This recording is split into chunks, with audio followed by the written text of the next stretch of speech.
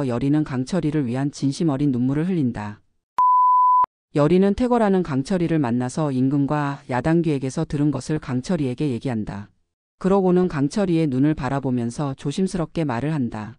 강철아, 나 이제야 알았어. 여리가 입을 떼자 바람이 방향을 바꿨다. 할머니를 죽인 게 너 아니었어. 팔척귀였지. 그 말은 결코 가볍지 않았다. 그것은 여리가 스스로를 괴롭히며 되뇌었던 말. 그에게 던졌던 미움과 증오, 분노와 절망, 그 모든 것의 뿌리가 뒤틀렸다는 사실을 인정하는 일이었다. 강철이는 말없이 그녀를 바라보았다. 달빛이 그의 눈빛을 훔쳤고 눈두덩에 맺힌 물방울 하나가 부서졌다. 왜 말 안 했어? 왜 13년 동안 왜 말 안 했어? 여리는 강철이를 마주 보면서 울었다. 그날 나는 지켜만 볼 수밖에 없었어. 내 할머니를 살릴 수가 없었다. 팔척귀가 내 할머니를 가리키며 말했다. 이 무당 오늘 꼭 죽인다. 그 말에 난 아무것도 할 수 없었다. 여리의 마음속은 그간 자신이 품어온 증오의 이름이 바뀌고 있었다. 강철이에서 팔척귀로. 그러나 그보다 더 크게 마음을 옥죄는 건 이 모든 걸 알고 있으면서도 강철이가 말하지 않았다는 사실이었다. 왜 나한테 말 안 했어? 내가 널 얼마나 미워했는데. 내가 널 얼마나 저주했는데 왜 다 받아들이고 있었냐고. 그녀의 울분은 더는 막을 수 없는 눈물로 터져나왔다. 쏟아지는 눈물 속에서도 강철이는 그녀를 향해 애틋한 눈빛으로 바라보았다. 내 할머니를 죽인 것이 팔척귀라는 것을 알게 되면 너는 분명 팔척귀와 맞서 싸울 것이고 그러면 너가 죽을 수도 있다는 것을 알기에 널 살리기 위해 아무 말도 하지 않은 거야. 강철이는 그렇게 여리에게 자신이 그동안 할머니의 죽음에 대해 말하지 않은 이유에 대해 말하였다. 여리는 주저앉았다. 아무 말도 하지 못한 채 그저 흐느꼈다. 한참이 흘렀을까? 강철이는 조용히 다가왔다. 여리는 할머니를 돌아가게 한 팔척귀 내가 꼭 없애겠다고 다짐한다. 그날 밤 강철이는 왕을 만나러 가서 여리에게 왜 그 얘기를 하였느냐? 라고 물었다. 강철이는 목소리를 낮췄지만 그 안의 분노는 참기 힘든 것이었다. 왜 그 애한테 말했냐? 왜 그걸 들추냐? 왕은 조용히 숨을 내쉬었다. 그리고 입을 열었다.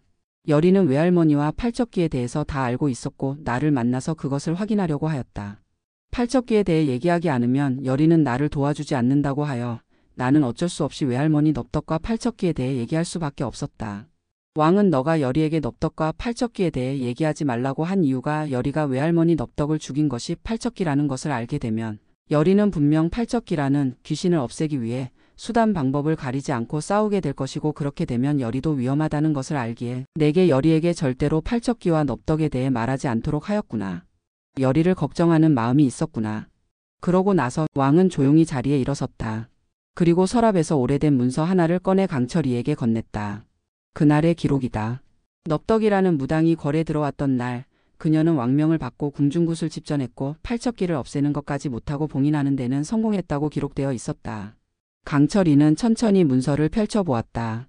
그 안에는 익숙한 글씨로 씌어진 계묘년 4월이라는 기록과 함께 팔척귀라는 단어가 붉은 잉크로 강조되어 있었다. 팔척귀는 이미 그때부터 왕가의 사람들을 노리고 있었다. 왕은 뚜렷한 눈빛으로 말했다. 넙덕은 그걸 막으려 했지만 팔척귀를 없애는 데는 실패했지. 그때 너는 나보다 더 많은 걸 보고 알고 있을 거라고 생각되는데. 강철이는 아무 말 없이 기록을 덮었다. 그의 눈빛은 여전히 날카로웠지만 그 안엔 이해와 고뇌가 복잡하게 얽혀 있었다. 내가 여리를 너무 오랫동안 속이고 있었어. 강철이는 고개를 숙였다. 그 애는 내가 아닌 윤갑을 그리워했던 게 아니라 윤갑이라는 육체를 통해 기억을 붙잡고 있었던 거였더군. 왕은 잠시 그를 바라보았다. 그리고 말했다. 나는 너랑 그 애가 서로를 지켜보고 있다고 믿는다. 단순한 원망이나 사죄를 넘은 긴 세월 동안 쌓인 감정을 말하는 거다. 강철이는 고개를 끄덕이지 않았다. 그저 조용히 입을 닫은 채 문서를 품에 넣고 돌아섰다. 그가 서재를 나섰을 때 새벽이 동틀 무렵이었다. 하늘은 여전히 흐렸고 내릴 듯 말 듯한 비가 잔잔히 공기 중을 맴돌았다. 강철이는 하늘을 올려다보며 중얼거렸다. 그의 마음에 내가 다시 다가갈 수 있을까? 바람은 대답하지 않았다. 하지만 그의 발걸음은 이번엔 확고했다. 윤갑의 어머니는 여리와 강철이가 서로 좋아하는 사이라고 생각한다. 그도 그럴 것이 여리가 강철이를 바라보는 눈빛과 강철이가 여리를 바라보는 눈빛이 서로 사랑하는 사람들의 눈빛이라고 생각하였다. 윤갑의 어머니는 여리에게 조용히 다가가 혹시 내 아들 윤갑을 좋아하고 있는지 물어본다. 내가 옆에서 너희 둘이 하는 행동들을 보니 서로 마음은 있는데 서로가 좋아한다는 얘기를 안 하는 것 같아서 말이다. 이런 윤갑 어머니의 말에 여리는 화들짝 놀라면서 자기는 절대로 윤갑 나리를 좋아하지 않는다고 한다. 너무 강하게 부정해서 윤갑의 어머니는 여리가 강철이를 좋아하고 있다고 확신을 한다. 강철이에게 다가가 여리가 널 좋아하고 있는 것 같다면서 어떻게 잘 해보라고 얘기한다. 여자들은 이런 거 좋아하고 남자들이 이런 행동들을 할 때 좋아한다고 여러 가지들을 강철이에게 조언을 한다. 그런 얘기들을 듣고 있던 강철이는 어머니 말 중에 귀에 딱 꽂히는 말을 듣게 되고 그것을 행동으로 옮긴다. 그 말은 여자는 자신이 제일 좋아하는 것을 주는 남자를 좋아한다. 라는 말을 듣고는 강철이는 바로 여리에게 가서 너는 무엇을 제일 좋아하냐? 고 묻는다. 혹시 가지고 싶은 게 있느냐? 라고도 묻는다. 여리는 강철이가 갑자기 이상한 소리를 하는 게 못마땅한지 한심하다는 듯이 강철이를 쳐다본다. 영상 김봉희는 풍산에게서 여리가 13년 전 무당 넙덕의 핏줄이라는 것과 여리가 술사라는 얘기도 듣고 신기도 엄청 강하다는 얘기를 듣고는 여리를 제거하려고 한다. 영상 김봉희는 왕의 정적인 곽상충과 여리를 없애려는 계략을 세우는데 여리 옆에는 항상 강철이라는 이무기가 있어 여리를 쉽게 없애지 못한다는 것을 알고 있기에 계략을 세운다. 이무기가 여리를 보호하고 있어서 그냥 덮였다가는 우리가 당할 수 있다고 여리에게서 이무기를 떼어놓아야 여리를 제거할 수 있다고 곽상충과 계략을 준비한다. 곽상충은 윤갑의 어머니를 납치한 후 강철이에게 어머니를 살리고 싶으면 도성박 폐가로 오라고 한다. 강철이는 그동안 자신에게 잘해준 윤갑의 어머니를 살리기 위해 폐가로 올 것이고 그때 여리를 제거한다는 계략을 세운다. 한편 또 다른 이무기 비비는 도성에서 환갑 넘은 양반의 혼을 잡아먹고 있는데 갑자기 양반의 혼을 잡아먹을 수가 없게 되었다. 양반 몸 근처에 가면 바로 튕겨나가게 된다. 비비는 환갑 넘은 양반들이 부적을 지니고 있어 그렇다는 것을 알게 된다.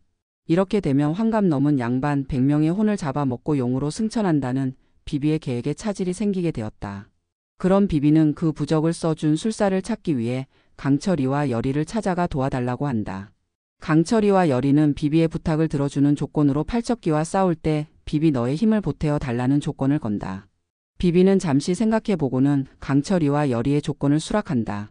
한편 윤갑의 어머니는 저작거리에서 자객들에 의해 기절하게 되고 납치당해서 폐가에 묶여있게 되었다. 강철이를 유인하기 위해서다. 폐가에 묶여있는 윤갑의 어머니 주위에는 곽상충의 수하인 자객들이 있었다.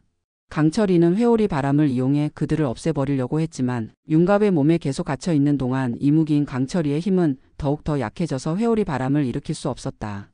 회오리 바람을 사용할 수 없는 강철이는 자객들에게 당하게 되는데 그때 가섭스님이 나타나 자객들을 제거하고 강철이를 도와준다. 가섭스님과 강철이는 일단 윤갑의 어머니를 구하고 집에 모셔다 들인 후 여리를 찾으러 밖으로 나갔다. 하지만 여리를 찾을 수 없었다. 여리는 궁궐에서 퇴거하고 윤갑의 집으로 가는 도중에 곽상충의 자객들을 만난다. 여리는 도망을 가지만 이내 자객들에게 잡히고 만다. 그리고 자객들에게 살해되기 직전에 여리는 진심을 다해 마음속으로 강철이에게 강철아 제발 나 좀 살려줘 빨리 와서 나 좀 살려줘라고 기도한다. 여리의 몸주신인 강철이는 여리의 진심을 다해 살려달라는 여리의 기도를 듣게 되고 여리가 있는 장소로 급히 이동하여 자객들을 해치우고 여리를 구한다. 하지만 회오리 바람을 쓸 수 없는 강철이는 자객들과의 싸움에서 부상을 당하게 된다. 부상을 심하게 당한 강철이는 피를 많이 흘린 탓에 기절을 하는데 그런 강철이를 애타게 깨우면서 여리는 강철이를 위한 진심 어린 눈물을 흘린다.